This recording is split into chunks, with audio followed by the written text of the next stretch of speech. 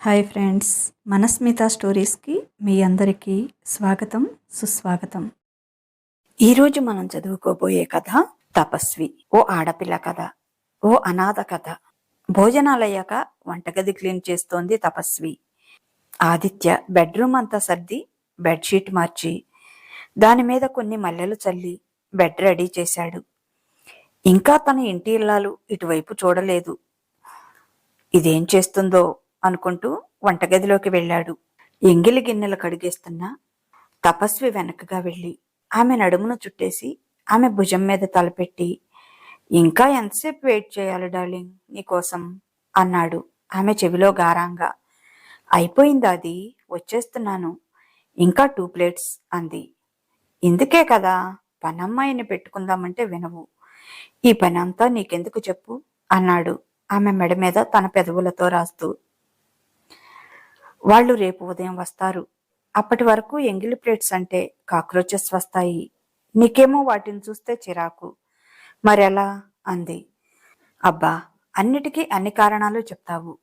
Dish washer కొనుక్కుందామని చెప్తే వినవు అన్నాడు. ఇప్పుడు ఏమైందండి, ఇంకొక 4-5 నెలల కొనుక్కుందాం. ఇదేమంత పెద్ద కష్టం కాదు కదా అంది. అది నీకు కష్టం కాదు, కానీ నువ్వు త్వరగా రాకుంటే నాకే కష్టం అన్నాడు ఆమె మెడ మీద చిన్నగా బైట్ చేస్తూ. అది ఏంటిది, మరీ చిలిపి పిల్లాడివైపోతున్నావు రోజు రోజుకి అని సిగ్గుపడుతూనే, షింక్ క్లీన్ చేసి పాలు తోడుపెట్టి వస్తాను, మీరు వెళ్ళండి ఇంకా అంది. ఏం చేస్తాం మరి, నీ అందం అలాంటిది, నన్ను ఒక చోట నిలవనిస్తుందా అంటూ ఆమె భుజం మీద చిన్నగా కొరికి, సరే త్వరగా రా, 5 మినిట్స్లో బెడ్ మీద ఉండాలి, లేకపోతే కిడ్నాప్ చేసి ఎత్తుకెళ్ళిపోతాను అన్నాడు. అయిపోయింది, వచ్చేస్తున్నా పద అంటూ ఉదయం బ్రేక్ఫాస్ట్కి పెసరపప్పు నానబెట్టి చేతులు తుడుచుకొని రూమ్లోకి వెళ్ళింది. కమ్ కమ్, వచ్చే డార్లింగ్, ఇప్పటికే చాలా లేట్ అయిపోయింది అన్నాడు. జస్ట్ 5 మినిట్స్ అది అంటూ టవల్ బట్టలు తీసుకుని బాత్రూంలోకి వెళ్ళింది. ఇందాకే ఫ్రెష్ అయ్యావుగా, మళ్ళీ ఏంటి అన్నాడు. జస్ట్ 5 మినిట్స్, చిరాగ్గా ఉంది, ఇప్పటికి దీంతో సరిపెట్టుకోండి అని ఓ ఫ్లయింగ్ కిస్ పడేసి, అసలు నీకు మొగుడంటే లెక్కే లేదు, అర్ధగంట నుంచి కొట్టుకుంటున్నాను, నా మొహాన్న ఫ్లయింగ్ కిస్ కొట్టి వెళ్ళిపోతావా, రా నీ పని చెప్తాను అంటున్న ఆదిత్య మాటలకు నవ్వుకుంటూ బాత్రూంలోకి వెళ్ళిపోయింది. 15 గంట తర్వాత స్నానం చేసి చీర కట్టుకొని బొట్టు పెట్టుకొని జడ వేసుకొని జడ నిండా ఆదిత్య ఇచ్చిన మల్లెపూలు పెట్టుకొని, శ్రీవారు శ్రీవారు ఐఆమ్ కమింగ్ అంది ఆదిత్య దగ్గరగా వచ్చి. అప్సరసల తన ఎదురుగా నిలబడిన తపస్విని తృప్తిగా కళ్ళ నిండా చూసుకుంటూనే, ఓయబ్బో వచ్చావులే, పెద్ద పిలిచిన తర్వాత గంటకి అన్నాడు బొంగమూతి పెట్టుకొని. అబ్బా, ఆడపిల్లలా ఇలా బొంగమూతి పెట్టకండి, ఇలా ఉన్నప్పుడు భలే ముద్దొస్తారు మీరు అంది నవ్వుతూనే తపస్వి. అయితే పెట్టుకోవచ్చుగా, మేము కూడా దానికోసమే వెయిటింగ్ ఇక్కడ అన్నాడు ఆమెను తన మీదకి లాక్కుంటూ. మల్లెపూల వాసన గాఢంగా పీల్చి, కాని అన్నాడు. ఏం కానివ్వాలి అంది అయోమయంగా. అదేనే పిచ్చిమొద్దు, ఏదో వస్తుందన్నావుగా నన్ను చూస్తే, అది అన్నాడు సిగ్గుపడుతూనే. అతని పెదవుల మీద తన పెదవులతో చిన్నగా ముద్దు పెట్టింది. నాకిది చాలేదే, అయినా ఇంతసేపటి నుంచి వెయిట్ చేస్తుంటే ఇంతేనా అన్నాడు ఆమె నడుము మడతలను సరిచేస్తూ. థ్యాంక్ యూ బంగారం, నాకు నువ్వు చీర కట్టుకోవటం ఇష్టం అని చెప్పానని ప్రతిరోజు ఇలా నా కోసం రెడీ అవుతున్నావు అన్నాడు ఆమె చెంప మీద తన పెదవులతో రాస్తూ. మీకోసం కాదు, మన కోసం అంది నవ్వుతూ. అయినా నేను కష్టపడినంతసేపు కూడా మీరు ఉంచుతున్నారా దాన్ని అంది సిగ్గుపడుతూ. నువ్వు కట్టుకుంటే అందంగా ఉంటుంది, దాన్ని నేను విప్పితే మరింత అందంగా ఉంటుంది కదా అన్నాడు చిలిపిగా కన్నుగీటుతూ. పో అది, పెళ్ళైన తర్వాత నుంచి నీకు మరీ చిలిపితనం ఎక్కువవుతుంది. అంతకుముందు ఆఫీస్లో రాముడు మంచి బాలుడు అన్నట్లు ఉండేవాడివి, ఇప్పుడు మరీ చిలిపి కృష్ణుడు అయిపోయావు అంది. ఈ రాధమ్మ పక్కన ఉంటే నేను కృష్ణుణ్ణి కాకపోతే ఎలా అంటూ ఆమెను బెడ్ మీదకి దొర్లించి ఆమె ఒళ్లంతా ముద్దలతో ముంచెత్తి తనదైన శైలిలో ఆమెను మైమరిపించి తనదాన్ని చేసుకున్నాడు. ఆమె కూడా అతనికి పూర్తిగా సహకరిస్తూ అతనికి అనువుగా మారిపోతుంది ప్రతిరోజు.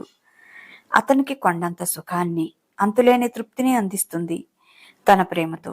ఆమె మీద తన ప్రేమను అంతే ఆవేశంగా చూపించి ఆయాసంతో తృప్తిగా ఆమె గుండెల మీద వాలిపోయాడు. అతని జుట్టులోకి వేళ్లు పోనిచ్చి నిమురుతూ, ఆది, మామయ్య గారు ఫోన్ చేశారు మధ్యాహ్నం అంది. ఏంటట? ప్రతి నెలా నీ జీతం అంతా ఆయనకే పంపిస్తున్నావుగా. ఎంత పంపినా చాలవు ఆయన అప్పులు తీర్చటానికి. ఇంకేం కావాలంట అన్నాడు. అలా అనుకో ఆది, ఆయనేం చేస్తారు? నిన్ను బాగా చదివించారు, వదినను కూడా చదివించారు, పెళ్లి చేశారు. మరి చిన్న సంసారాల్లో ఇలాంటి వాటికి అప్పులు చేయకుండా ఎలా అవుతుంది చెప్పు? ఏదో కోడలు వచ్చి కట్నం తెస్తే కొంత అప్పులు తీర్చవచ్చు అనుకుంటే నువ్వేమో నన్ను చేసుకున్నావు. వాళ్ళకి ఆ ఆశ కూడా లేకుండా చేశావు. ఇది మన కుటుంబం అయినప్పుడు అది మన బాధ్యత కదా. నువ్వు కొంత తీర్చావు, ఇప్పుడు నేను కొంత తీరుస్తున్నాను. నా శాలరీ మామయ్య గారికి ఇస్తే తప్పేముంది?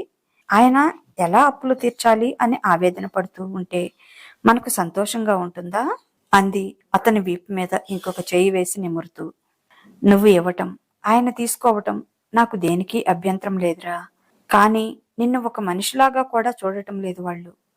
నీ మంచి మనసును అర్థం చేసుకోవటం లేదు. అదే నా బాధ అన్నాడు బాధగా ఆదిత్య. అలా ఏం లేదులే అది. వాళ్ళు త్వరలో నన్ను అర్థం చేసుకుంటారు, నాతో బాగా ఉంటారు. మామయ్య గారు నాతో ఇప్పుడు కూడా ప్రేమగానే ఉంటారు. కాకపోతే నువ్వు వాళ్ళ మాటకి ఎదురు చెప్పి అనాథనైనా నన్ను పెళ్లి చేసుకున్నావు. మరి వాళ్ళకి కోపం ఉండటం సహజమే కదా. దానికి నేనేం బాధపడటం లేదు. నువ్వు కూడా పట్టించుకోవద్దు, వదిలేసేయ్ అంది.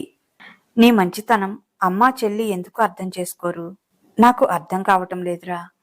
అక్కడికి వెళ్తే నిన్ను ఏదో ఒకటి అంటారు, నువ్వు బాధపడుతూ ఉంటావు. అందుకే నాకు ఇష్టం లేదు అన్నాడు. దూరంగా ఉంటే ఇలానే దూరం అయిపోతామాది. అప్పుడప్పుడు కలుస్తూ ఉంటేనే ఏదో ఒక రోజు దగ్గరవుతాం. నాకు కూడా అందరితో కలిసి పండగ జరుపుకోవాలని ఉంది. వెళ్దామా అది అంది. సరేమా, నీ ఇష్టం. వాళ్ళేమీ అన్నా బాధపడనని నాకు మాట ఇవ్వు. అసలు వాళ్ళ మాట లక్ష్య పెట్టకు, గొడవే ఉండదు అన్నాడు. అది మన కుటుంబం, వాళ్ళు నా వాళ్ళు. అది వాళ్ళు ఏమైనా అంటే నేనెందుకు బాధపడతాను చెప్పు? నా లైఫ్ ఇలా టర్న్ అవుతుందని, నా లైఫ్లో కూడా నాకు ఇంత ప్రేమను పంచే వ్యక్తి నాకు భర్తగా వస్తాడని నేను అస్సలు ఊహించుకోలేదు. ఏ ప్రేమ లేకుండా ఈ లైఫ్ లాంగ్ ఇలా ఒంటరిగానే ఉండిపోవాలేమో అనుకున్నాను. కానీ నువ్వు నా లైఫ్లోకి వచ్చావు. నేను ఊహించనంత ప్రేమని, నేను పుట్టినప్పటి నుంచి నేను కోల్పోయిన ప్రేమని నాకు పంచిస్తున్నావు. ఇక ఎవరు ఏమన్నా నేను పట్టించుకోను. ప్రామిస్ అది. వెళ్దామా అంది. వెళ్దాంలే అన్నాడు. నేనెలాగో అనాథని. నిన్ను కూడా నీ తల్లిదండ్రులకు దూరం చేసి ఆ పాపం కూడా నేను మూట కట్టుకోలేను అనుకుంది మనసులో. అత్తగారి ఆడపడుచుల మాటల ఈటెలు మనసులో గుచ్చుకుంటుంటే ఆమె మీద నుంచి పక్కకు దొర్లి ఆమెను తన గుండెల మీదకి లాక్కొని నుదుటి మీద ముద్దు పెట్టుకుని, గుడ్ నైట్ బంగారం, ఇక బొజ్జో అన్నాడు చిన్నగా ఆమెను జోకొడుతూ. పసితనంలో జోకొట్టాల్సిన అమ్మ తనని ఎప్పుడూ జోకొట్టలేదు. అసలు ఆమె ఎవరో కూడా తనకు తెలియదు. ఇప్పుడు ఆ అమ్మ స్థానాన్ని తన భర్త తీసుకున్నాడు. తనని పసిపాపలా లాలిస్తాడు, గోరుముద్దలు తినిపిస్తాడు. ఈ అనాథకి భర్త అయినందుకు అమ్మ ప్రేమని, నాన్న ప్రేమని కూడా అతనే చూపిస్తాడు. ఇది ఏ జన్మలో చేసుకున్న అదృష్టమో అనుకుంది. ఇంత మంచి మనసున్న బంగారు తల్లిని వాళ్ళెందుకు అర్థం చేసుకోరు? అనాథ అవటం ఆమె తప్పేమీ కాదు కదా. అనాథ అయితే మనిషి కదా, ఆమెకు మనసు ఉండదా? మాటలతోనే తూట్లు పొడుస్తారు తన తల్లి చెల్లి ఆమె మనసుని. కానీ ఈ పిచ్చి పిల్ల చెప్తే వినదు. నన్ను వాళ్ళకి దూరం చేశానని, కలిపేయాలని దీని పిచ్చి ప్రయత్నం. అసలు ఇప్పుడు తను తీరుస్తున్న అప్పు కూడా తన చదువు కోసం అయింది కాదు. చెల్లి పెళ్లి కోసం, అమ్మ ఆడంబరం కోసం నాన్న అప్పులు చేశారు.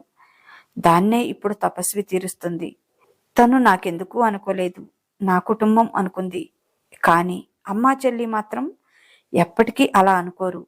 తనని వేరుగానే చూస్తారు. ఈ పిచ్చిది చెప్తే వినదు అనుకుంటాడు. అతనికి గతమంతా కళ్ళ ముందు తిరిగింది.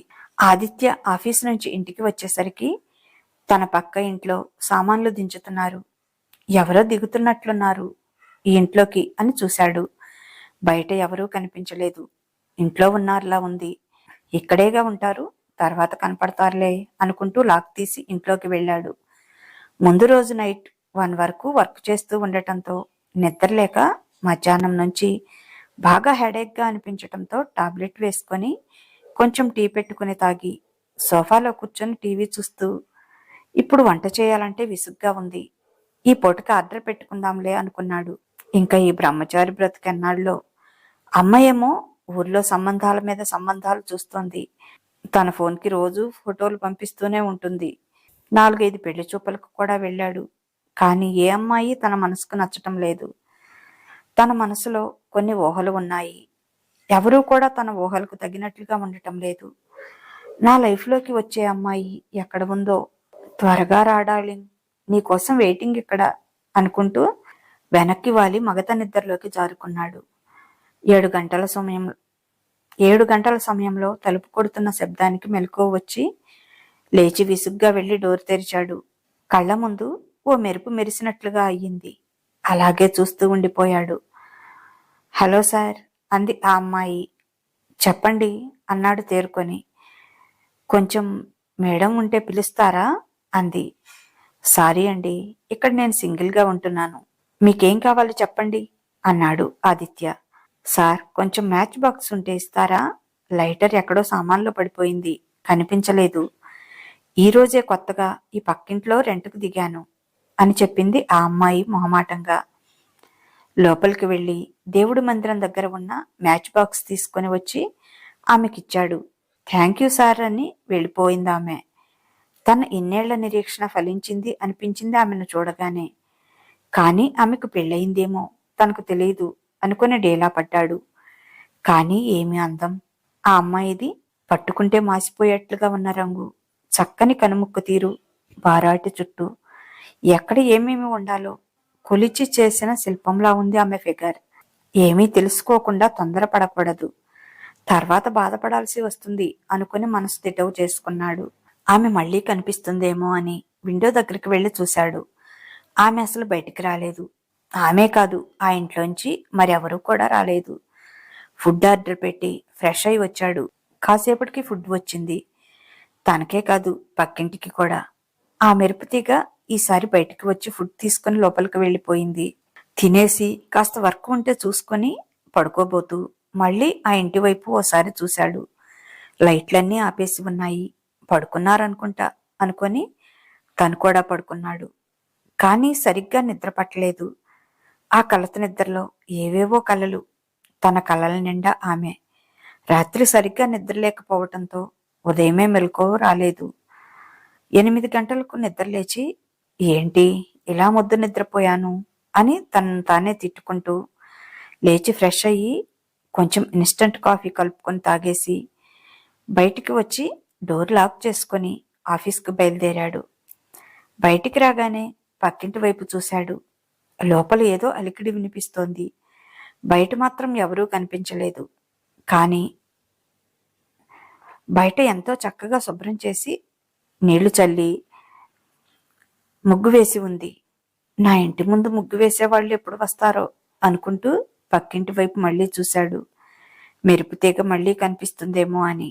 నో యూజ్, అసలే ఈరోజు కొత్త మేనేజర్ వస్తోంది, త్వరగా వెళ్ళాలి, పైగా బ్రేక్ఫాస్ట్ కూడా చేయాలి, దారిలో లేట్ అయిపోతుంది అనుకుంటూ తన బైక్ తీసి స్టార్ట్ చేసుకుని ఆఫీస్కి వెళ్ళిపోయాడు. ఆఫీస్కి వెళ్ళిన కొంచెం సేపటికి తమ టీంకి పిలుపు వచ్చింది. మేనేజర్ రమ్మంటున్నారని. ఆయన మాత్రం అసలు వర్క్ చేసేవాడు కాదు. తమ మీద డబుల్ వర్క్ రుద్దేవాడు. ఈసారి ఈవిడ ఎలాంటి సాడిస్టో అనుకుంటూ లోపలికి వెళ్లారు బ్యాచ్ అంతా. అక్కడ మేనేజర్ సీట్లో దర్శనమిచ్చిన మెరుపుతీగను చూసి ముందుగా ఆశ్చర్యపోయి నోరు తెరుస్తాడు ఆదిత్య. అతని టీమ్మేట్స్ అందరూ కూడా అదే పరిస్థితుల్లో ఉన్నారు. గుడ్ మార్నింగ్ చెప్పటం కూడా మర్చిపోయి. ఆమె అందం అలాంటిది మరి. హాయ్ గైస్, గుడ్ మార్నింగ్ అంది మెరుపుతీగ. అందరూ తేరుకొని గుడ్ మార్నింగ్ మేడం అన్నారు. హాయ్, మై నేమ్ ఈజ్ తపస్వి అని ఆమె తనని ఇంట్రడ్యూస్ చేసుకొని ఏదో చెప్తుంది. అందరూ కూడా ట్రాన్స్లోలా తమని తాము పరిచయం చేసుకుంటున్నారు. వాళ్ళంతా ఊహించలేదు. వచ్చేది లేడీ అని తెలుసు, కానీ ఏ ఏజ్ బార్ ఉమెనో వస్తుంది అనుకున్నారు. కానీ మెరుపుతీగలాంటి అందమైన అమ్మాయి ఆ సీట్లో ఉండేటప్పటికీ వాళ్ళ మైండ్ బ్లాస్ట్ అయిపోయింది. ఆమె వర్క్ గురించి ఏదో చెప్తూ ఉంది ఆదిత్యకి. ఒక మాట కూడా బుర్రలోకి పోవటం లేదు. అలాగే ఆమెనే చూస్తూ కూర్చున్నాడు. ఇంటికి వచ్చేటప్పుడు తన బైక్లో, ఆమె కారులో ఒకేసారి ఇంటి ముందు దిగారు. ఆదిత్యను చూసి ఓ చిరునవ్వు నవ్వి లోపలికి వెళ్ళిపోయింది. దానికే తన జన్మ ధన్యమైపోయింది అనుకున్నాడు. వారం రోజులు గడిచినా ఆ ఇంట్లో ఆమె తప్ప ఇంకొక మనిషి జాడలేదు. తనకు పెళ్లి కాలేదని రూఢీ చేసుకున్నాడు ఆదిత్య. తన స్వప్న సుందరి లాంటి అమ్మాయి ఎదురుగానే ఉంది, కానీ తనకి ఆమెను అందుకునే అర్హత లేదు. ఆఫీసులో కూడా ఆమె తనకన్నా ఓ మెట్టు పైనే ఉంది. తనని అంగీకరిస్తుందా అనుకున్నాడు. పక్కపక్కనే ఉండటంతో ఇద్దరికీ మంచి ఫ్రెండ్షిప్ కుదిరింది. కానీ ధైర్యం చేయలేకపోయాడు ఆదిత్య. ఇంటి దగ్గర నుంచి పెళ్లి చేసుకోమని ప్రెషర్ ఎక్కువవుతుంది. ఏం చేయాలో అర్థం కాలేదు ఆదిత్యకి. ఎప్పుడూ తల్లి మాత్రమే గొడవ చేసేది, కానీ ఈసారి తండ్రి ఫోన్ చేశాడు. మన ఊరి ప్రెసిడెంట్ గారి అమ్మాయి వందన తెలుసు కదా నీకు? తను కూడా నీ చదివే చదువుకుంది. కాకపోతే వాళ్ళకి అవసరం లేదు కనుక ఉద్యోగం చేపించటం లేదట. నీ మీద ఉన్న మంచి అభిప్రాయంతో నీకు ఇచ్చి చేస్తామంటున్నారు. ఈ సంబంధం మా అందరికీ నచ్చింది. మరి నువ్వేమంటావు అన్నాడు. లేదు నాన్న, నేను ఒక అమ్మాయిని ప్రేమించాను. ఆ అమ్మాయిని తప్ప నేను ఇంకెవరిని పెళ్లి చేసుకోను అన్నాడు. ఎవరా అమ్మాయి? ఏం చేస్తుంది? ఏ కులం అని వరుసగా ప్రశ్నలు సంధించాడు. తన పేరు తపస్వి నాన్న. ఆమె మా ఆఫీస్లోనే జాబ్ చేస్తుంది. చాలా మంచి అమ్మాయి అని చెప్పాడు ఆదిత్య. ఏ ఊరు, ఏ కులము అని అడుగుతాడు తండ్రి. అవన్నీ నాకు తెలియదు నాన్న, నేనెప్పుడూ అడగలేదు. పైగా నేను ప్రేమిస్తున్నాను అన్న విషయం కూడా ఆమెకు ఇంతవరకు చెప్పలేదు. ఆమెకు చెప్పి ఆమె అభిప్రాయం తెలుసుకొని మీకు చెప్తాను అని చెప్తాడు. ముందుగా ఆమె కులం ఏమిటి, ఏ ఊరు, తల్లిదండ్రులు ఏం చేస్తారో తెలుసుకో అన్నాడు సత్యనారాయణ. కొడుకు తన మాటలకు ఎదురు చెప్పాడని కోపంగా. అవన్నీ నాకెందుకు నాన్న, నేను పెళ్లి చేసుకోవాలనుకుంటుంది ఆమెను. ఆమె మనసు, గుణగణాలు, రూపం ఇవి నాకు తెలుసు. నాకు అంతవరకు చాలు. అసలు నన్ను ఆమె ఒప్పుకుంటుందో లేదో ముందు తెలుసుకుంటాను, ఆ తర్వాత మీకు చెప్తాను అన్నాడు. ఇక ముసుగులో గుద్దులాట ఎందుకని ఆఫీసు నుంచి వచ్చాక తపస్వి ఇంటికి వెళ్ళాడు. ఏంటి ఆదిత్య గారు ఇలా వచ్చారు, ఏమైనా కావాలా అని అడిగింది. అదేమీ లేదండి, మీతో ఒక విషయం మాట్లాడాలి. ఒక 10 మినిట్స్ మీ టైం నాకు కేటాయిస్తారా అన్నాడు. 1 మినిట్ అంటూ కిచెన్లోకి వెళ్ళి టీ పెట్టుకొని ప్లేట్లో బిస్కెట్స్ తీసుకొని వచ్చింది. ఏం మాట్లాడాలి? ఆఫీసులో ఏదైనా ప్రాబ్లమా చెప్పండి అంది. ఆఫీస్ విషయం అయితే ఆఫీస్లోనే మాట్లాడేవాడిని. ఇది ఆఫీస్ విషయం కాదు, నా లైఫ్ ప్రాబ్లం అన్నాడు. ఆమెకేమీ అర్థం కాక చెప్పండి అని ఆదిత్యనే చూస్తూ కూర్చుంది. నా మీద మీ ఒపీనియన్ ఏంటి అని అడిగాడు డైరెక్ట్గా. మిమ్మల్ని 6 మంత్స్గా చూస్తున్నాను. మీ మీద నాకు దురభిప్రాయం ఏమీ లేదు. మంచి ఒపీనియన్ ఉంది. అయినా నా ఒపీనియన్ ఎందుకు అంది. నేను మిమ్మల్ని లవ్ చేస్తున్నాను కాబట్టి. మీకు నేనంటే ఇష్టమా లేదా తెలుసుకోవాలని. ఈ మాట ఈరోజు కాదు, మిమ్మల్ని చూసినప్పటి నుంచి. ఇంకా చెప్పాలంటే మిమ్మల్ని చూసిన తొలి క్షణంలోనే నేను మీ లవ్లో పడిపోయాను. ఈ రోజుకు కూడా మీ మీద నా అభిప్రాయం మారలేదు, ఎప్పటికీ మారదు కూడా. నిదానంగా చెప్పి మీ అభిప్రాయం ఏమిటో తెలుసుకోవాలి అనుకున్నాను. కానీ మా పేరెంట్స్ నాకు అంత టైం ఇవ్వడం లేదు.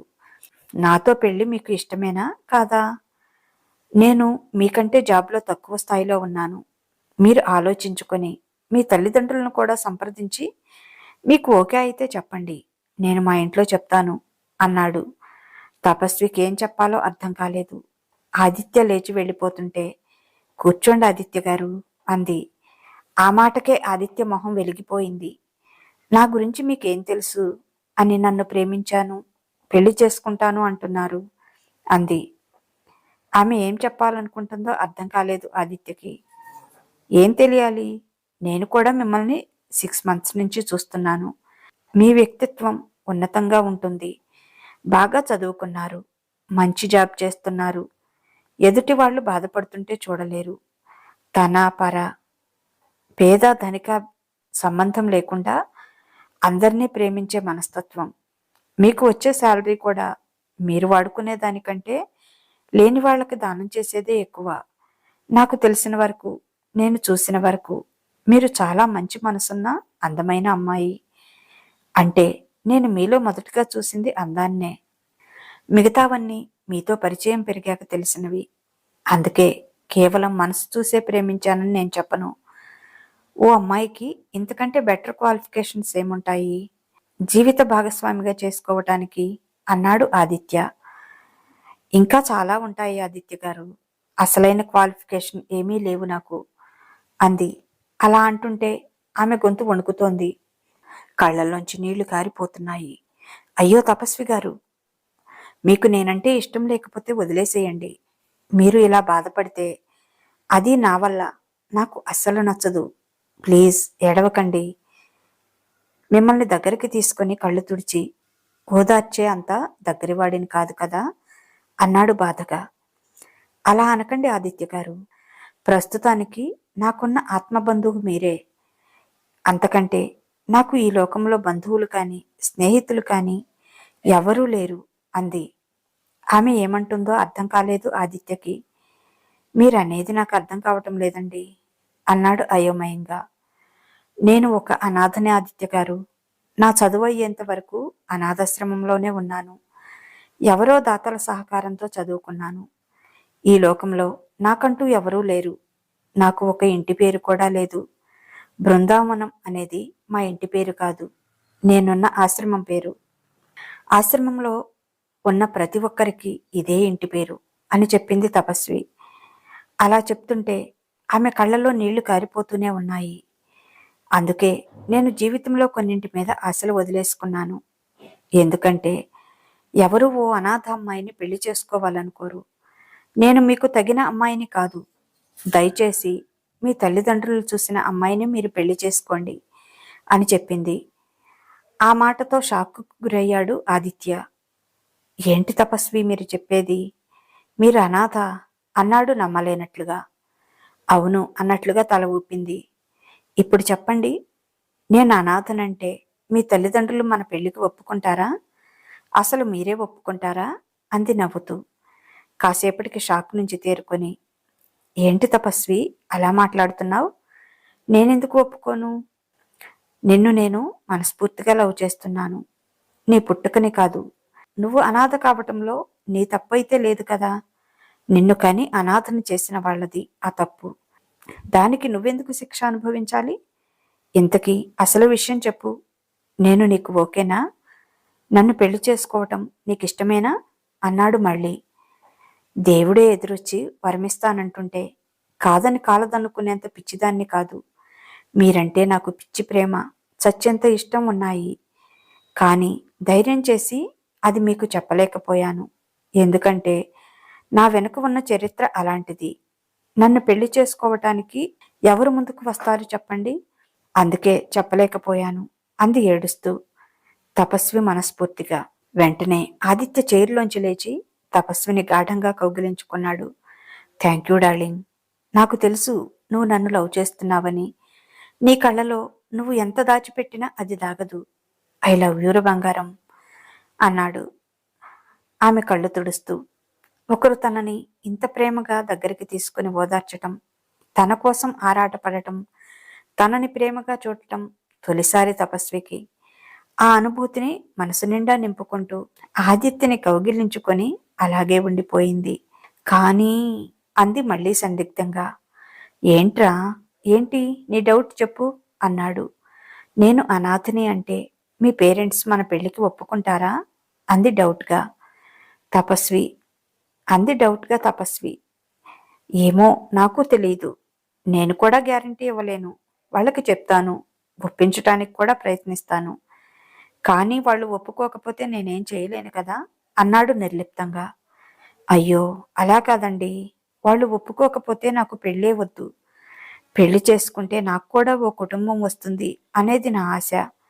పెళ్లి చేసుకుని కూడా అనాథగా బ్రతకాలంటే, పెళ్లి చేసుకుని కూడా అనాథగా ఉండాలంటే నా వల్ల కాదండి.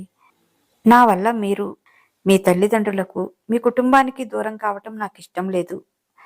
వాళ్ళు ఒప్పుకుంటేనే పెళ్లి చేసుకుందాం, లేదంటే ఇలా ఫ్రెండ్స్లా మిగిలిపోదాం అంది. మరుసటి రోజు ఊరు వెళ్ళి తల్లిదండ్రులకి తపస్వి ఫోటో చూపించి విషయం చెప్తాడు. వాళ్ళు ససేమేరా అన్నారు. ఓ అనాథను తెచ్చి మా నెత్తిన పెడతానంటావా? నీకు ఇదేం పోయే కాలంరా? చదివేస్తే ఉన్నమతి పోయిందని. చదువు, ఇక నీకు చదువు వద్దు, ఉద్యోగం వద్దు. నోరు మూసుకొని ఊర్లో వ్యవసాయం చేసుకుంటూ ఉండు చాలు అన్నాడు తండ్రి. నేనేమీ ఇంకా 10 సంవత్సరాల పిల్లాడిని కాదు, మీరు చెప్పినట్లల్లా తల ఊపటానికి. మీకిష్టమైతే మీ ఇష్ట ప్రకారం మీ చేతుల మీదుగా జరుగుతుంది నా పెళ్లి, లేదంటే ఎవరూ లేకుండా రిజిస్టర్ మ్యారేజ్ చేసుకుంటాను. చాయిస్ మీదే. కానీ ఎక్కడ జరిగినా నాకు పెళ్ళంటూ జరిగితే అది తపస్వితోటే అని తెగేసి చెప్పాడు ఆదిత్య. ఇంకొక మాట, మీరు ఒప్పుకోలేదని నేనేదో బాధపడిపోయి పెళ్లి చేసుకోకుండా ఇలా బ్రహ్మచారిగా ఉంటానని అనుకోవద్దు. నేను వెళ్ళగానే తపస్విని రిజిస్టర్ మ్యారేజ్ చేసుకుంటాను. కానీ అలా జరిగితే ఇక ఇంటికి రావటం మాత్రం జరగదు. ఏ విషయం ఆలోచించుకొని మీరే చెప్పండి అన్నాడు స్థిరంగా. ఇక ఏం చేస్తాం, చేస్తామా అని ఆదిత్య తల్లిదండ్రులు ఒప్పుకొని తిట్టుకుంటూ, తుమ్ముకుంటూ, ముక్కు మూతి ముడుచుకుంటూ ఆదిత్య తపస్విల పెళ్లి చేశారు. ఆదిత్య తండ్రి ఓ రకంగా సర్దుకుపోయాడు. ఎందుకంటే అతనికి వెనక చాలా అప్పులు ఉన్నాయి. ఆదిత్య సహకారంతోనే వాటిని తీర్చాలి. పైగా తాను కూడా ఇక వ్యవసాయం చేయలేకపోతున్నాడు. కొడుకు మీదే ఆధారపడి బ్రతకాలి. అందుకే ఆయన తల వంచాడు.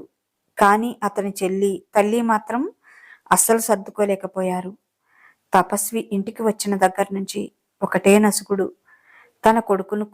తన కొడుకుకు ఏదో మత్తుమందు పెట్టిందని, అందుకే తమని ఈ అనాథ కోసం ఎదిరించాడని, లేకపోతే తన కొడుకుకి బ్రహ్మాండమైన సంబంధాలు, లక్షల కట్నం తీసుకువచ్చే కోడలు వచ్చేదని, ఇప్పుడు తమ ఇంటికి కోడలిగా ఈ అనాథ వచ్చిందని అందరూ తమ మొహాన్ని నవ్వుతున్నారని, ఎగతాళి చేస్తున్నారని ఎత్తిపొడుపు మాటలతో తపస్విని కొల్లబొడిచేవారు. కొత్త పెళ్లి కూతురని కూడా చూడకుండా నువ్వు ఉద్యోగం చేస్తే ఎవడికెక్కువ అని ఇంట్లో పనంతా చేపించేవారు. వాళ్ళకి కోపం ఉండటం సహజమేలే అని అన్నిటికీ సర్దుకుపోయింది తపస్వి. ఓ 10 రోజులు ఉండి తమ సెలవులు అయిపోవటంతో హైదరాబాద్ వెళ్ళిపోయారు తపస్వి, ఆదిత్య. ఇక అక్కడి నుంచి ఆ ఇంటికి తపస్వి వెళ్ళింది లేదు. వాళ్ళు తన దగ్గరికి వచ్చింది లేదు. తనకు పెళ్లి జరిగితే తనకి కూడా ఓ కుటుంబం ఏర్పడుతుందని, తన మీద కొంచెం ప్రేమ చూపించే అత్తామామ, ఆడపడుచులు, మరుదులు అందరూ వస్తారని ఎంతో ఆశపడింది. కానీ తనకి భర్తకి తను తప్ప ఇక ఎవరూ లేరు. పోనీలే, తనకంటూ ఓ మనిషి ఉన్నాడు అనుకుని తృప్తిపడింది. ఆదిత్య మాత్రం తపస్విని ప్రాణంలో చూసుకునేవాడు. కానీ తన వల్ల అతని కుటుంబం అతనికి దూరమైందని చాలా బాధపడేది తపస్వి. ఏదో పండక్కి మామగారు ఫోన్ చేయటంతో వెళ్ళక తప్పలేదు. అది కూడా ఆయనకి డబ్బు అవసరమై ఆదిత్యని, కోడల్ని తీసుకొని పండక్కి రమ్మని ఒకటే పోరు. ఇలాగైనా ఆదిత్య ఫ్యామిలీతో కలుస్తాడని, కోపం ఎల్లకాలము ఉండదు కాబట్టి తనని కూడా స్వీకరిస్తారని ఆశపడింది తపస్వి. కానీ అది అడియాసే అయ్యింది. అత్తగారు, ఆడపడుచు కొళ్ళబొడిచేవారు మాటలతోనే. ఆడపడుచు భర్త ఉద్యోగరీత్యా ఢిల్లీ వెళ్ళాడని, అక్కడి నుంచి ఆ రోజే వస్తున్నాడు అని ఆదిత్యను తీసుకురమ్మని అన్నారు. ఆ రోజు గాలివాన విపరీతంగా ఉంది. తుఫాన్ అని, అవసరమైతే తప్ప బయటికి వెళ్ళొద్దని చెప్తున్నారు న్యూస్లో. అన్నయ్య గారికి రూట్ తెలుసు కదా, మళ్ళీ ఇంత వర్షంలో మీరెందుకు? బయట వాతావరణం కూడా బాగాలేదు అంది తపస్వి. ఎందుకో ఆమెకు మనసు పదే పదే కీడును శంకిస్తోంది. ఆ మాటతో ఆదిత్య ఆగిపోయి బావగారికి ఫోన్ చేయబోయాడు. అంతే, అత్త, ఆడపడుచు తపస్వి మీద విరుచుకుపడ్డారు. నువ్వంటే అనాథవి. ముందు వెనక ఎవరూ లేరు, మర్యాదలు తెలియదు. ఇంటి అల్లుడిని ఎవరైనా అలా గాలికి వదిలేస్తారా? అల్లుడికి మర్యాద ఇవ్వొద్దా? ఆ అనాథ పీనుగు చెప్పిందని ఆడంగి వెధవలాగా ఇంట్లో కూర్చుంటావా అంటూ కొడుకు మీద కూడా విరుచుకుపడింది శారద. ఇక నోటికి ఎంతొస్తే అంత అన్నారు తపస్విని. అప్పుడే ఆదిత్య బావ రఘు ఫోన్ చేసి, తుఫాన్ అంటున్నారు కదా, అది నువ్వు రావద్దు, నేను వచ్చేస్తాను అని చెప్పాడు. అవసరమైతే విజయవాడలోనే ఉండి తుఫాన్ తగ్గాక వస్తాను, నువ్వు మాత్రం రావద్దు, మధ్యలో ఎక్కడైనా ఇరుక్కుపోతే ప్రమాదం అన్నాడు. కాని ఆ తల్లి కూతుర్లు ఒప్పుకోలేదు. పండగ పూట ఇంట్లో అల్లుడు లేకపోతే ఎలా? ఎంత మర్యాద తక్కువ, నువ్వు వెళ్ళి తీసుకురావాల్సిందే అని పట్టుపట్టారు ఆదిత్యని. అల్లుడు గారే వద్దంటున్నారు కదా, మీ గొడవేంటి? బయట వాతావరణం అస్సలు బాగాలేదు, కళ్ళు కనిపించడం లేదా అన్నాడు సత్యనారాయణ గారు. ఇక కోడల మీద పడ్డారు తల్లి కూతుళ్ళు. మొగుడికి అనుకుంటే మామకి కూడా ఏం మందు పెట్టావే? నీ మాటే వింటున్నాడు, జీతం తెచ్చే కోడలు వచ్చిందని నా మాట లెక్క లేకుండా పోయిందా అంటూ నోటికి వచ్చినట్లు చాలా నీచంగా మాట్లాడింది. దానికి ఆదిత్య గట్టిగా అరిస్తే సత్యనారాయణ కోపగించుకొని భార్యని ఓ చెంపదెబ్బ కొట్టాడు. పిక్క చచ్చిపోయి ఓ మూలన నిలబడి ఇదంతా చూస్తుంది తపస్వి. ఛీ, ఇలాంటి వాళ్ల మధ్య ఉండటం కంటే చస్తే పీడా పోతుంది. అసలు అనవసరంగా వచ్చాను ఈ కొంపకి, మనశ్శాంతిగా ఒక్క నిమిషం ఉండనివ్వరు అని తపస్వి వంక వద్దంటుంటే కుటుంబం కుటుంబం అనుకుంటూ లాక్కొచ్చావు, అనుభవించు అనుకుంటూ కారు తీసుకొని ఎయిర్పోర్ట్కి వెళ్ళిపోయారు. ఎయిర్పోర్ట్కి బయలుదేరాడు ఆదిత్య. కొడుకు కూడా లేకపోయేటప్పటికి ఇక రెచ్చిపోయింది శారద. అమ్మో అమ్మో, పెళ్ళై ఇన్నేళ్లైనా ఇంతవరకు నా మీద చెయ్యెత్తలేదు నా మొగుడు, మామను కూడా వల్లో వేసుకున్నావా? ఈ ఏ నీతి మాలిన దానికి పుట్టావో నువ్వు? ఇంతకంటే మంచి పనులు ఎక్కడో చేస్తావు? నీకు నీతి జాతి లేదే. ఏ చెడిపోయింది కని పారేసిపోయిందో మాయదాన పడ్డావు ఈరోజు అంటూ ఇంకా చాలా చాలా నిజమైన మాటలు మాట్లాడింది. ఆమె పుట్టుక గురించే కాదు, ఆమె క్యారెక్టర్ గురించి కూడా చాలా అసహ్యంగా మాట్లాడింది. నా కొడుకుని పెళ్లికి ముందే నీ అందంతో ఆకట్టుకొని వాడిని కుక్కలా నీ కాళ్ల దగ్గరే పడి ఉండేలా చేసుకున్నావు. లేకపోతే ఏనాడైనా మా మాటకి ఎదురు చెప్పాడా వాడు? నీలాంటి దొమ్మరదాని వల్ల పడి ఎప్పుడూ మమ్మల్ని ఎదిరించని నా కొడుకు మా మాట లెక్క చేయట్లేదు. నువ్వు సోకుల విందు చేస్తే వాడు మా మాట ఎందుకు వింటాడు? దరిద్రపు దానా, దిక్కుమాలిన దానా, నా కొడుకుని కట్టుకొని వాడిని కూడా దిక్కుమాలిన వాడిని చేశావు. నీ దరిద్రం వాడికి కూడా అంటించావు అంటూ తల్లి కూతురు రకరకాలుగా తిట్టారు. చివరికి తపస్విని ఓ వేశ్యతో పోల్చారు. తపస్వి మనసు ముక్కలయ్యింది. నుంచున్న దగ్గరే అలాగే కొలబడి మోకాళ్లలో మొహం పెట్టుకుని ఏడుస్తూ కూర్చుంది. నేనేం పాపం చేశాను? నన్ను కన్న తల్లి నన్ను అనాథగా వదిలేస్తే నాదా తప్పు? నేనేమైనా ఆమెను నన్ను పుట్టించమని ఏడ్చానా? నిజంగానే ఆమె తప్పే చేసిందో లేక ఆమె పరిస్థితి ఏమిటో కూడా తనకు తెలియదు. అసలు ఆమె ఎవరో తెలియనప్పుడు ఇవన్నీ ఎలా తెలుస్తాయి? అందుకే తన కన్న తల్లిని ఇంతవరకు నిందించలేదు. ఎప్పుడు తన కర్మ అంతే తనకు రాసిపెట్టి ఉంది అనుకుంది. కానీ ఇప్పుడు తన కన్న తల్లి మీద చాలా కోపం వస్తుంది. తన పరిస్థితి ఏదైనా కానీ నన్ను ఈ భూమి మీదకు ఎందుకు తీసుకురావాలి? ఇలా అందరితో మాటలు పడమని అనాథలా ఎందుకు వదిలేయాలి? తనేమైనా తనకు జన్మనివ్వమని ఏడ్చిందా? ఇలా అందరూ కాకులై పొడుస్తుంటే నీకు సంతోషంగా ఉందా? అయినా ఆమె ఎవరో ఒళ్ళు కొవ్వెక్కో లేకపోతే తనకున్న పరిస్థితుల వల్ల నన్ను అనాథన చేస్తే అది నేను చేసిన తప్ప అని కుళ్ళి కుళ్ళి ఏడ్చింది. అలాగే ఏడ్చి ఏడ్చి స్పృహ తప్పి పడిపోయింది. తనేమైనా మాట్లాడితే ఇంకా రెచ్చిపోయి కోడల్ని కాకుల్లా పొడుచుకు తింటారని భార్య కూతురు వైపు కోపంగా చూసి మీరసలు మనిషి జన్మ ఎత్తలేదు అంటూ బయటికి వెళ్ళిపోయాడు ఆ వర్షంలోనే సత్యనారాయణ. ఇక ఆ ఇంట్లో తపస్విని పట్టించుకునే వారెవరూ లేరు. అలా ఉదయం స్పృహ తప్పిన తపస్వి 3 గంటలవుతుండగా విపరీతమైన కడుపు నొప్పితో మెలకువ వచ్చింది. ఏంటి ఇంత కడుపు నొప్పి వస్తుంది అనుకుంది. అప్పుడు గుర్తుకు వచ్చింది ఉదయమే తను చేసుకున్న ప్రెగ్నెన్సీ టెస్ట్. అవును, టెస్ట్లో తనకి పాజిటివ్ వచ్చింది. అది చూసుకొని ఎంతో సంతోషపడింది. సంతోషంతో ఒక్కసారిగా గుండె ఆగిపోతుందేమో అనుకుంది. మా ప్రేమకి ప్రతిరూపంగా నా రక్తం పంచుకొని పుడుతున్న బిడ్డ, నా బిడ్డ. ఈ ప్రపంచంలో ఇంకా ఎవరూ నన్ను అనాథ అనలేరు. నా భర్త, నా రక్తం పంచుకొని పుట్టిన బిడ్డ ఉండగా నేను అనాథనేలా అవుతాను? పట్టరాని సంతోషంగా ఉంది తపస్వికి.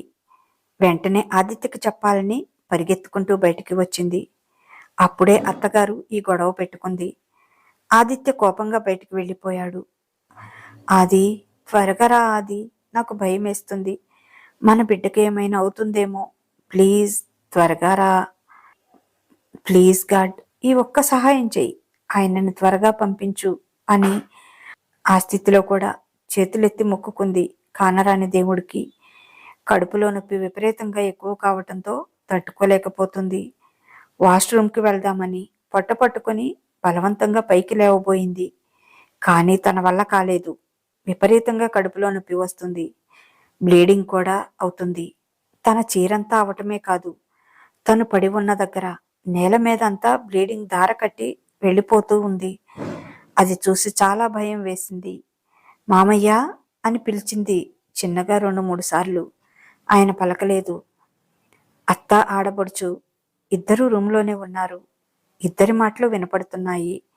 ఇక తప్పక అత్తయ్య, అత్తయ్య, ప్లీజ్ ఒక్కసారి బయటికి వస్తారా అని పిలిచింది ఏడుస్తూ. ఆవిడ రాలేదు. అలా పిలుస్తూనే ఉంది తపస్వి. ప్లీజ్ అత్తయ్య, ఒక్కసారి రండి అని. అరగంట ఏడ్చిన తర్వాత నింపాదిగా బయటికి వచ్చింది శారద. ఏంటే దరిద్రపు కొట్టు మొహందానా, ఏంటి నీ గొడవ? కొంపలో మమ్మల్ని ప్రశాంతంగా ఉండనివ్వవా? ఏమైందని ఇందాకటి నుంచి గోల్ చేస్తున్నావు అంది. అత్తయ్య, నాకు బాగా కడుపు నొప్పిగా ఉంది, లేవలేకపోతున్నాను. ప్లీజ్ అత్తయ్య, కొంచెం డాక్టర్ని పిలుస్తారా? నాకేంటో భయంగా ఉంది. ఈరోజు ప్రెగ్నెన్సీ టెస్ట్ పాజిటివ్ వచ్చింది. ఇప్పుడు విపరీతంగా కడుపు నొప్పి వస్తుంది, బ్లీడింగ్ కూడా అవుతుంది అంది ఏడుస్తూనే. ప్లీజ్ అత్తయ్య, ఏదో ఒకటి చేయండి, నా బిడ్డను బ్రతికించండి, నన్ను హాస్పిటల్కి తీసుకుని వెళ్ళండి అని 2 చేతులెత్తి దండం పెట్టి ఏడ్చింది. అప్పుడు చూసింది కిందంతా బ్లీడింగ్ దార కట్టిపోతుంది. చిచి, దరిద్రపు మొహందానా, ఏంటిది? నట్టింట్లో ఇంత రోత చేశావు. అసలు ఆడదానివేనా నువ్వు? పండగ చేసుకుందామనుకుంటే ఇల్లంతా భ్రష్టు పట్టించావు. ఇప్పుడు ఇల్లంతా శుద్ధి చేసుకోవాలి అని తిడుతూ ఉంటుంది శారద. ప్లీజ్ అత్తయ్య, మీకు దండం పెడతాను, కొంచెం హెల్ప్ చేస్తారా? వాష్రూమ్కి వెళ్తాను. నాకేంటో భయంగా ఉంది అత్తయ్య, ప్లీజ్ కొంచెం నన్ను హాస్పిటల్కి తీసుకువెళ్ళండి, నేను లేవలేకపోతున్నాను. ఇక్కడి నుంచి కొంచెం హెల్ప్ చేయండి. నా కడుపులో ఉన్నది మీ వారసుడు అత్తయ్య, ప్లీజ్ ప్లీజ్ అత్తయ్య, కొంచెం దయ చూపించండి అని వేడుకుంటుంది. ఏంటే పిచ్చి పిచ్చిగా వాగుతున్నావు? నీలాంటి అనాథ కడుపున పుట్టినవాడు నా ఇంటి వారసుడవుతాడా? నేను అసలు ఒప్పుకోను. నా కొడుకు ఏదో నీ మీద మోజుపడ్డాడు. కొన్నాళ్ళు నిన్ను వాడుకుంటే వాడి మోజు కూడా తీరిపోతుంది. అప్పుడు చచ్చినట్లు నా మాట వింటాడు అని వదిలేశాను. నువ్వు కడుపులు కూడా తెచ్చుకొని మా మీద పడిపోదామనుకున్నావా? నాకు తెలిస్తే ఆ కడుపేదో నేను ముందే తీసేసేదాన్ని. నా చేతికి మట్టి అంటుకోకుండా ఆ దరిద్రుడే మట్టిలో కలిసిపోయాడు అని మాట్లాడుతుంది నిర్దాక్షిణ్యంగా. ఆ మాటలు వినలేక గట్టిగా చెవులు మూసుకుంది తపస్వి. చిచి, నేను అసలే మడిలో ఉన్నాను. నీ మైల అంటించి నాకు లేనిపోని దరిద్రం అంటించుకు. మర్యాదగా లేచి శుభ్రంగా ఇదంతా కడుగు అని రంకెలు వేస్తూ లోపలికి వెళ్ళిపోయింది. అక్కడే కూర్చొని పొట్ట పట్టుకుని ఏడుస్తూ మళ్లీ స్పృహ కోల్పోయింది తపస్వి. ఆదిత్య తన బావని తీసుకుని వస్తూ ఉండగా మధ్యలో ఏరు పొంగి వరద వచ్చింది. ఆ వరదలో ఆదిత్య కారు కొట్టుకుపోయింది. అతని బావకి స్విమ్మింగ్ రావటంతో అతను ఎలాగో బ్రతికి బయటపడ్డాడు. కానీ స్విమ్మింగ్ రాని ఆదిత్య కారులోనే ప్రాణాలు వదిలాడు. నిర్జీవంగా ఉన్న కొడుకుని చూస్తూ స్థాణువైపోయాడు సత్యనారాయణ. అనవసరంగా ఇక్కడికి రమ్మన్నాను, లేకపోతే నా కొడుక్కి ఇలా జరిగేది కాదు, అంతా నా వల్లే అనుకుంటుంటే ఆయన కళ్ళు తిరిగి పడిపోయాడు. ఎవరో ఏడుస్తూ తన మొహం మీద నీళ్లు చిలకరించుతుంటే బలవంతంగా కళ్ళు తెరిచింది తపస్వి. అప్పటికే ఆమె బట్టలన్నీ రక్తసిక్తమై ఉన్నాయి. అలాగే ఆమె కడుపులో ఇంకా ఊపిరి కూడా పూర్తిగా పోసుకొని ఆమె బిడ్డ ఆమె నుంచి దూరమై రక్తం రూపంలో దార కట్టి అది ఎండిపోయి ఉంది. ఎవరో ఆడవాళ్లు మసక మసకగా కనిపిస్తున్నారు. తపస్వికి చూపు కూడా అందటం లేదు సరిగ్గా. ఎక్కడో సన్నగా ఏడుపులు వినిపిస్తున్నాయి. అయోమయంగా చూసింది వాళ్ళ వైపు. అయ్యో, ఏంటమ్మా ఇది? అసలు ఈ ఇంట్లో ఉన్నవాళ్ళు మనుషులేనా? ఏమైంది? ఇలా రక్తం పోయింది? ఏమైనా దెబ్బ తగిలిందా? కనీసం ఎవరూ పట్టించుకోలేదు అని అడుగుతున్నారు వాళ్ళు. వాళ్ళ మాటలేవి తపస్వి చెవులకు వెళ్ళటం లేదు. వరండాలో ఆదిత్య అన్న ఏడుపు మాత్రం సన్నగా చెవుల్లోకి వెళ్తుంటే గుండె దడదడలాడింది. వాళ్ల వంక చూస్తూ ఓపిక తెచ్చుకొని తడబడుతున్న గొంతుతో, అది అది అంది ఎక్కడో నూతిలో మాట్లాడుతున్నట్లుగా. భర్త మరణ వార్త తెలిసి ఇలా అయిందనుకుంటున్నారు వాళ్ళు. ఆమె ఉన్న పరిస్థితి గమనించుకోకుండా, ఇంకెక్కడ అది అమ్మా, మనల్ని అందరినీ అన్యాయం చేసి వాడు వెళ్ళిపోయాడమ్మా అని ఏడ్చింది ఆ ఇంటి ఆడపడుచు సత్యనారాయణ గారి చెల్లెలు గుండెలు బాదుకుంటూ. అంతే, ఆ మాటకి తపస్వి గుండె ఒక్కసారిగా ఆగిపోయినట్లయింది. తనని ఆదిత్య దగ్గరికి తీసుకువెళ్ళమన్నట్లుగా చిన్నగా చెయ్యెత్తి సైగ చేసింది. వాళ్ళకి దండం పెడుతూ. ఇద్దరు ఆడవాళ్లు చెరొక రెక్క పట్టుకొని తపస్విని ఆదిత్యని పడుకోబెట్టిన దగ్గరికి తీసుకువెళ్లారు. ఆమెను నడిపించుకు వెళ్లిన పొడవునా రక్తం ధారగా కారుతూనే ఉంది. అది ఎవరూ గమనించుకోలేదు. నిర్జీవంగా అక్కడ పడుకుని ఉన్న తన ప్రాణాన్ని అలాగే చూసింది ఓ నిమిషం. శక్తినంతా తన చేతుల్లోకి తెచ్చుకొని ఆదిత్య మొహాన్ని తనివి తీరా తడిమి అతని నుదుటి మీద ముద్దు పెట్టి అలాగే వాలిపోయింది ఆదిత్యం మీద తపస్వి. ఈ లోకంలో తనకెవరూ లేకపోయినా అన్నీ తానైన భర్త ఉంటే చాలు అనుకుంది. ఇప్పుడు తనని తల్లి తండ్రి అన్నీ తానే అయి ప్రేమించే భర్త లేడు. తామిద్దరి ప్రేమకు ఫలితంగా తన కడుపులో ఊపిరి పోసుకున్న తన ప్రేమ ఫలం కూడా లేదు. వాళ్ళు లేని లోకంలో తానెందుకు అని తన వాళ్లతో పాటే సంతోషంగా ఉండటానికి ఆ లోకానికి వెళ్ళిపోయింది తపస్వి. అది చూసి అందరి గుండెలు చెరువులయ్యాయి. అందరూ వాళ్ళిద్దరినీ చూసి ఏడుస్తూ ఉన్నారు. శారద అప్పుడు కూడా తపస్విని తిడుతూనే ఉంది. ఈ దరిద్రపు దాన్ని చేసుకోవటం వల్లే నా కొడుక్కి దరిద్రం పట్టింది, ఇలా అర్ధాంతరంగా పోయాడు అని. ఇక ఆగలేకపోయాడు సత్యనారాయణ. భార్యని కూతుర్ని జుట్టు పట్టుకుని పైకి లేపి ఆ చంపా ఈ చంపా వాయించాడు. ఈ ధైర్యం ముందే ఉంటే నా కొడుకు కోడలు బ్రతికి ఉండేవాళ్ళు. రాక్షసి, ఇప్పుడు నీ కళ్ళు చల్లబడ్డాయా? నీ వల్ల ఇదంతా జరిగింది. ఈ 2 చావులు కాదు, హత్యలు. ఈ హత్యలు నువ్వే చేశావు అంటూ ఏడుస్తూ లోపలికి వెళ్ళిపోయాడు. అందరూ ఆయన ఏం చేసుకుంటాడో అని తలుపులు అని వెళ్ళి దబదబా తలుపులు బాధసాగారు. ఆయన తీయలేదు. బలవంతంగా తలుపులు పగలగొట్టారు. కానీ అప్పటికే ఆలస్యమైపోయింది. సత్యనారాయణ గారు తన చేతకానితనానికి ప్రాయశ్చిత్తంగా ఉరిపోసుకొని చనిపోయారు. అల్లుడు విషయం తెలుసుకొని, ఇలాంటి రాక్షసితో నేను కాపురం చేయను, నాకు నువ్వు అవసరం లేదు, డివోర్స్ పేపర్స్ పంపిస్తాను అని చెప్పి ఆ ఇంట్లో మిగిలి ఉన్న మగవాడు తనే కనుక కర్మకాండలు అయ్యే వరకు ఉండి ఆ పనులన్నీ చూసుకొని తన దారిన తాను వెళ్ళిపోయాడు.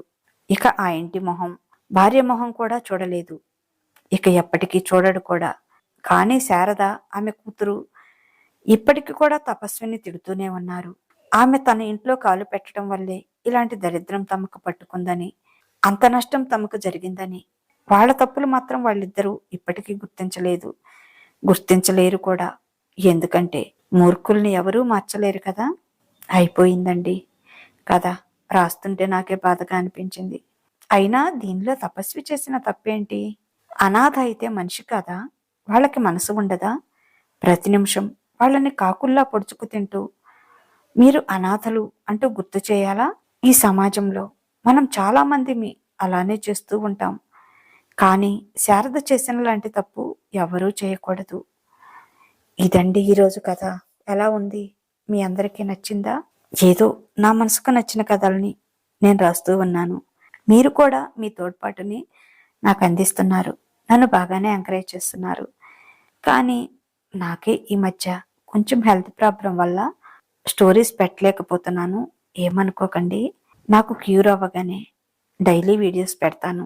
సరేనండి. ఈ కథ మీద మీ అభిప్రాయాన్ని, ఈ కథ మీద మీ అమూల్యమైన అభిప్రాయాన్ని ఓ చిన్న కామెంట్ ద్వారా తెలియచేయండి. మన మాటే మంత్రం స్మితా స్టోరీస్ ఛానల్స్ని సబ్స్క్రైబ్ చేసుకోండి. అలాగే మీకు తెలిసిన వారికి షేర్ చేయండి.